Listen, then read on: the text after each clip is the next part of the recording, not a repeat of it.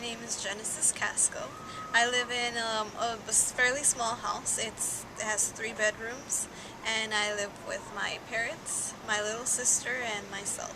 My name is Eric Oriana, and I live in an apartment with one other person. Hi, my name is Nicole Sue, and I live in a 4-room, 2.5 bathroom house. I live with my parents, my brother and his fiance, and me.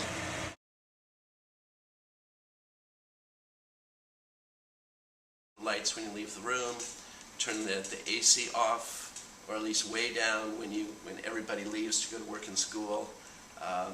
Turn the fans off. My family is bad on this. They think the fan is cooling the room, but they forget it's not.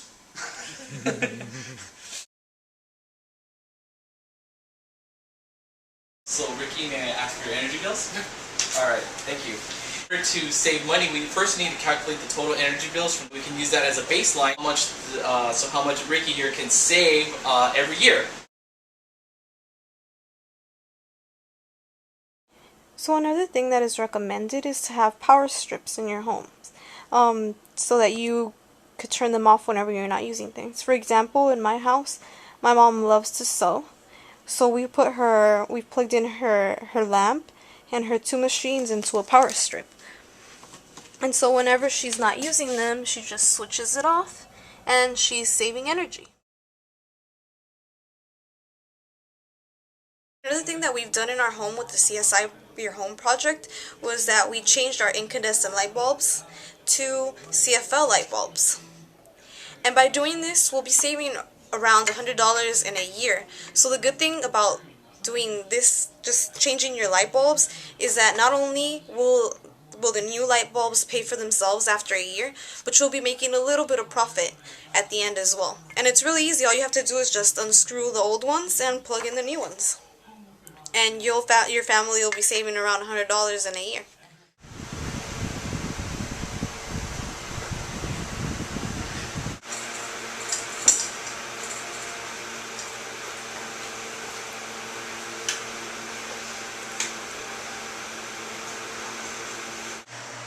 One important habit should be to turn off the lights whenever you leave the room.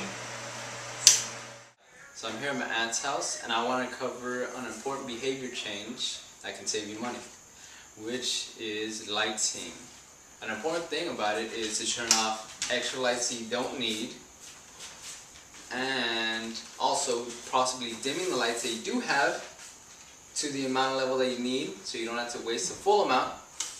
But an important thing is that after you're done with doing whatever you're doing in the room, is to turn off the lights.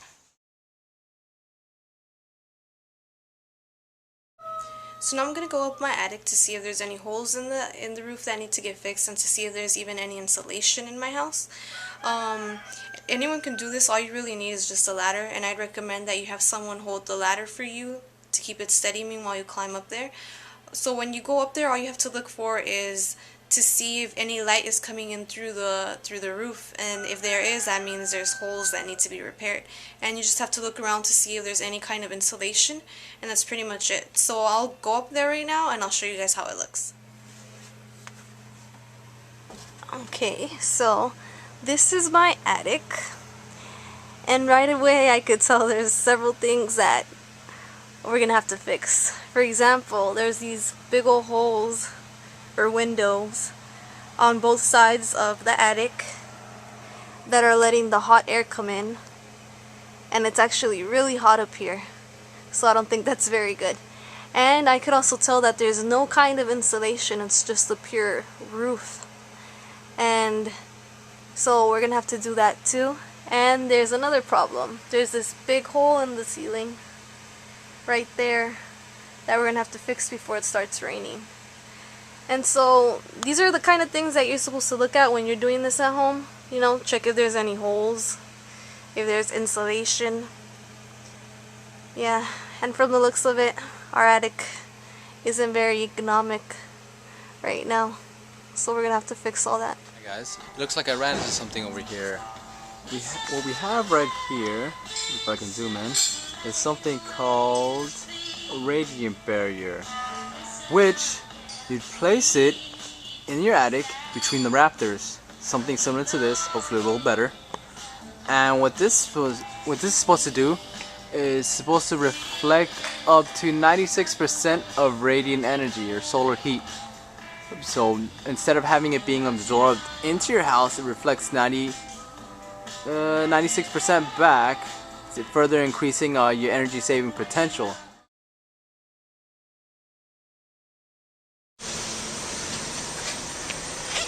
See, while I was browsing for appliances, I couldn't help but notice that this refrigerator has a Energy Star logo, and that with an affordable price, I'm pretty sure it could meet the demands of the household. So right here, I went into a 7-day programmable thermostat by 3M. So if we follow the instructions and set the temperature range between 62 to 72 degrees, we can save $100 per year, and that brings our $40 investment to well within the green for the. So anyways, I'm here in my local hardware store, and I'm going to purchase some shading to prevent any incoming heat into the house. And these are the shadings here. These windows here are low E glass windows. These windows are specifically made to prevent any heat from going through, and to prevent the UV rays from the sun from going through these windows.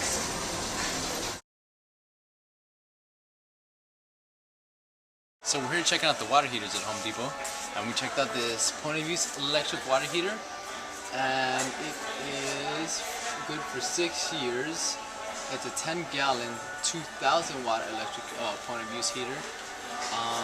Even though there are more expensive models that cover up to 12 years, I would still go with this one, just because in 6 years the technology will improve a lot, but in the meantime you will be saving water and heating costs.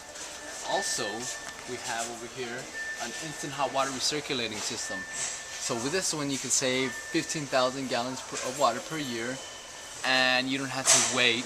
You might wait a little bit, but you don't be wasting water while you're waiting for your hot water. This is our water heater that's right outside our bathroom, so the water gets heated up really fast in the bathroom, and this is what heats up our water in our house.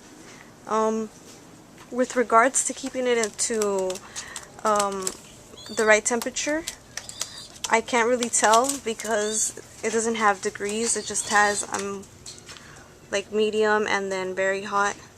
So we keep it on the medium heat, so we're not using too much gas. The gas isn't just constantly being used by the tankless water heater.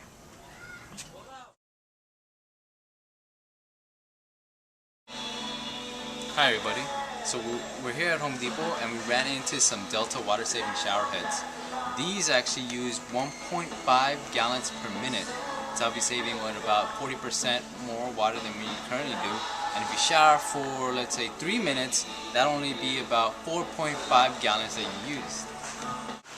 Instead of taking very long showers, it's probably best to reduce your shower time to about 3 or 5 minutes. Now, excuse me.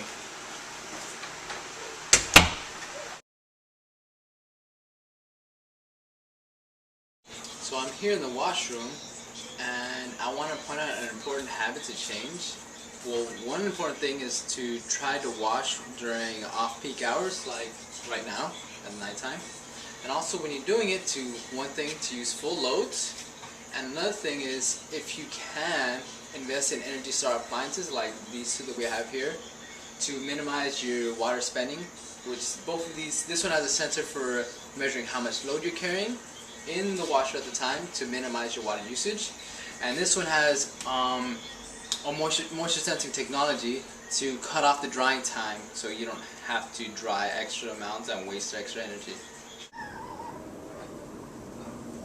So another thing we do at our house is we air dry our clothes, as you can see, and by doing this our family is saving around $200 just by drying it outside and not drying it in a dryer.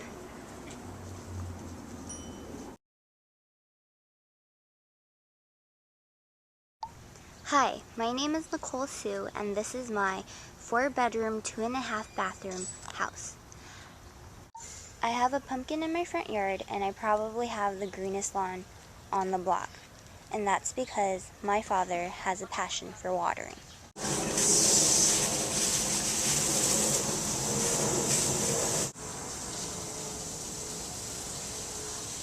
So we're here in the garden department at Home Depot, and we ran into an automatic yard watering kit. Here you can set how often you want to water your yard, the run time, the start time, the days, and obviously you have to set the clock on this thing. But this will greatly reduce how much water you're going to be wasting until you get hit that magic sweet spot when you're watering your lawn. There are plants planted among my roses, fruit trees, and just random other stuff. Some soaker hoses, and with these, you keep the stripe side up for sprinkling and the stripe side down for soaking. Now the idea behind this is that since you water right next to the roots, it is 90% efficient versus a 50% efficiency of just sprinkling with a hand sprinkling. And we also ran into these watering stakes. So you plant these right next to your tree. You dig it down so that you can water directly into the root system, and then you set up a drip line into it to also increase your watering efficiency so that you're watering your roots instead of just the dirt on top of your trees.